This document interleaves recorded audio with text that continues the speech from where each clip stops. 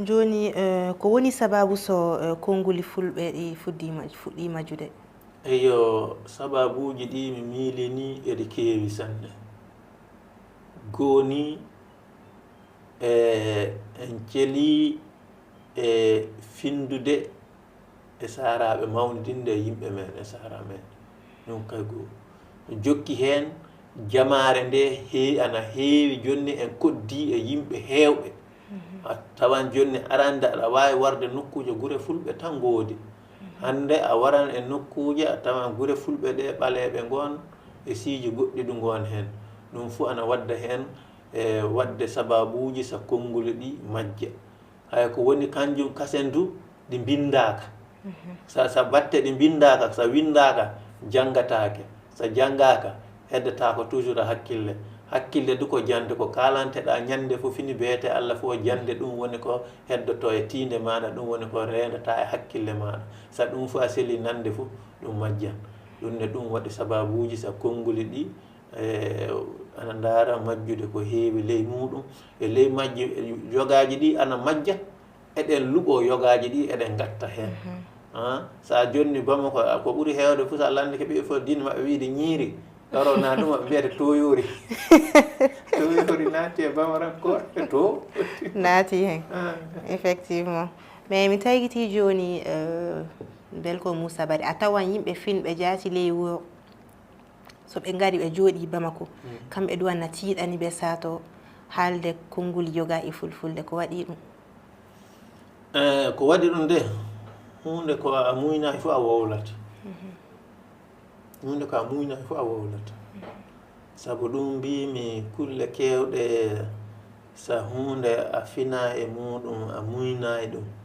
a mawnida e muɗum sa wari garɗa ley ngallu a wara ley ngallu fof a haalata ɗum fay sa kaaɗen ley tan e arrondissement na ley cercle na ley région na ley capital sa muyna ɗum gilla suka a haalata ɗum no molu ko muyne ɗum dogata wiyete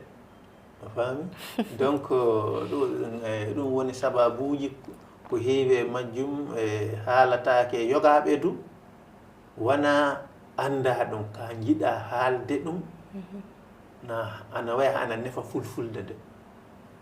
saabu mi wi kulle kewɗe dukkiniɗe c'est vrai gotel dukkunoɓe ɗiɗi mettefi quoi aɓi bañaaru aɗa andi bañaaru koy ɓi durowo a faami lamɗo waɗi a fini wuro a jangi classe 2 ɗiɗi tati nayyi joyi jeegom jeenayyi fa heeɓi deeko maɗa genda du tawi joom suudu ma o na jangi toon na du a ɓaŋi ɗum toon on ngari Bamako fulfulde haalatake ley suudu moɗon fof haala gokka haalete Madina hono ɗum siforte an tiiɗi non ɗum ana woodi e wuro ngo ana woodi sanne du ana woodi sa ƴeewi yogaɓe du eyo yogaɓe ngadi ɓami dewgal ko peccode lamɗo ɓami rewɓe ɓaleɓe ɓe gana leñol muɗen hay ɗo du ɗemgal ngal waati haalatake yogaɓe tinnitike ɓami ɓaleɓe ka sukaɓe ɓe ana mbawi ko keɓa jarira ndiyam wonɓe toon ɓe gaɗi hana no addel aali denɗan addel aali no mbirami ñande fo ni ngari